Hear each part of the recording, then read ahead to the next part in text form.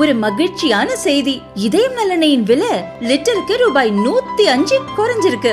September 2023ல 1 litre இதயம் நல்லெண்ணெயின் அதிகபட்ச விலை ரூபாய் 503. ஆனா இப்ப 1 லிட்டர் இதயம் நல்லெண்ணெயின் விலை ரூபாய் 398 மட்டும்தான் தமிழ்நாட்டுல. அப்ப இனிமே எல்லாரும் இதயம் நல்லெண்ணெய் வாங்கலாம் இல்ல? மகளிர் தினத்தை முன்னிட்டு தனது சோசியல் மீடியா கணக்குகள் மகளிர் வசம் ஒப்படைக்கப்படும் என்று பிரதமர் மோடி ஏற்கனவே கூறியிருந்தார்.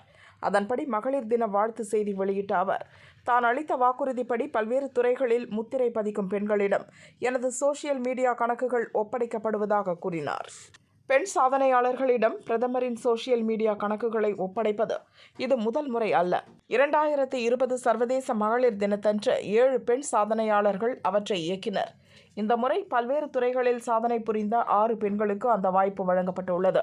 ஒடிசாவை சேர்ந்த அணு விஞ்ஞானி எலினா மிஸ்ரா, மத்திய பிரதேச விண்வெளி விஞ்ஞானி ஷில்பி சோனி, டெல்லி மருத்துவர் அஞ்சலி அகர்வால், காளான் தொழில் செய்யும் பீகாரைச் சேர்ந்த அனிதா தேவி, ராஜஸ்தான் ஃப்ரண்டியர் மார்க்கெட்ஸ் நிறுவன CEO அஜய் தாஷா, தமிழக செஸ் கிராண்ட் மாஸ்டர் வைஷாலி ஆகிய 6 பேரும் பிரதமரின் ட்விட்டர் பக்கத்தில் தாங்கள் சந்தித்த சவால்கள், சாதனைகளை பதிவிட்டனர்.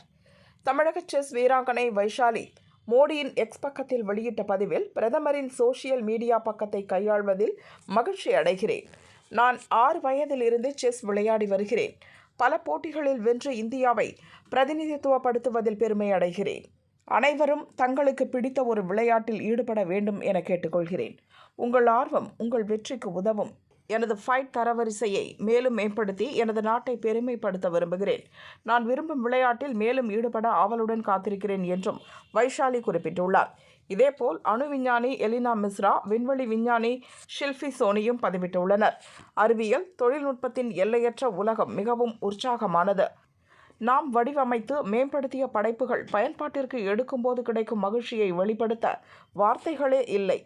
இந்தியாவின் அணு மற்றும் விண்வெளி திட்டத்தில் எங்களை போன்ற பல விஞ்ஞானிகள் இருக்கின்றனர் என்றும் அவர்கள் குறிப்பிட்டுள்ளனர்.